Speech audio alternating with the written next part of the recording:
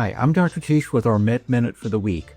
So the question submitted this week is, why am I dealing with weight gain, mood swings, low energy if my endocrinologist said my hormone levels are normal? Well, this is a common condition that we see, not necessarily from endocrinologists only, but also some primary cares. This big disconnect between lab reference range value interpretation and patient symptoms. And so someone can have normal labs. In other words, they can be in the lab reference range, which encompasses every person that gets their labs tested, but is not individualized to each person on how they feel. So the lab reference is determined by the lab. They test 1,000 people, 100 people, whatever the number is, and they determine what their baseline ranges of what people are. There's a low number and a high number. It was never indicated to be a treatment reference range. It's just a baseline for us to look at and see what patients' labs might be in a certain area. Sometimes people have variations in different areas of the country. Now, there are a whole nother set of labs that are called treatment reference ranges. Most practitioners don't really know about all of them because they're very specific for each and individual hormone level. So for thyroid, there's a very wide range of lab reference ranges, but yet a very narrow specific ranges of where people feel best. When they are out of that range, whether they be too low, which is the most common problem, people have these symptoms of weight gain, fatigue, low energy, low mental clarity. And although you'd say your labs are in the range, just the lab reference range, they're not in the treatment reference range. So patients can be very symptomatic. The same thing can be for hormones like testosterone. Again, the range can go from 0 to full.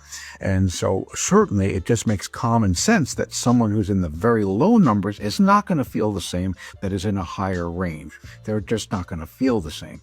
So to say that you're in the range kind of is confusing to patients because they know that they don't feel well, but yet they're told something different. So most of the things that we're dealing with as far as these are not life and death things. So if they said, yes, your lab values are not life and death critical, that would be a little bit more information. But to say they're in a nice range where people should feel good, that's inaccurate. And I think that's what really needs to be clarified when practitioners talk to physicians, patients, and really understand that, listen, there's certain labs where people feel best. You're not in those numbers, but yes, you're in a range where other people exist. So what we like to do is put the two together. First and foremost, as functional practitioners, we like to know how people feel.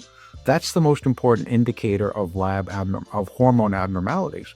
If people feel great and their body's functioning good, then whatever lab value they're at, that's where they are probably functioning best.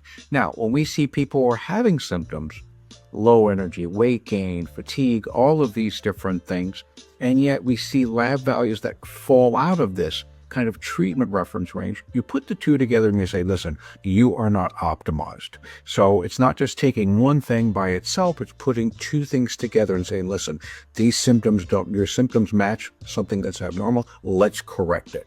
And that's really reflects it a lot more accurately for the patient. And when we bring those the numbers by treating into that range, people feel better, their symptoms improve. So it's pretty much almost universal when that happens. So that's why there's that disconnect. And I think people get frustrated. They feel bad. Family members look at them, there's something wrong. Well, your doctor said everything is okay. Why are you still gaining weight? Why can't you lose weight? What are you doing? That patient feels very poorly because they're looking, I'm trying to lose weight. I cannot do it. And sometimes these lab values are so low that it's almost mathematically impossible to lose weight. What I mean is their metabolism is so low, they cannot diet hard enough to lose weight. So it becomes frustrating and they get to this spiral of just slowly gaining weight and feeling more poorly. So I hope that clarifies it. Is two different ways of interpreting these labs, just black and white, or putting it together with patient symptoms, which really is the most important thing. Every person is an individual with their labs, so each person feels a little bit different at different numbers. That's why it's important to put the two together.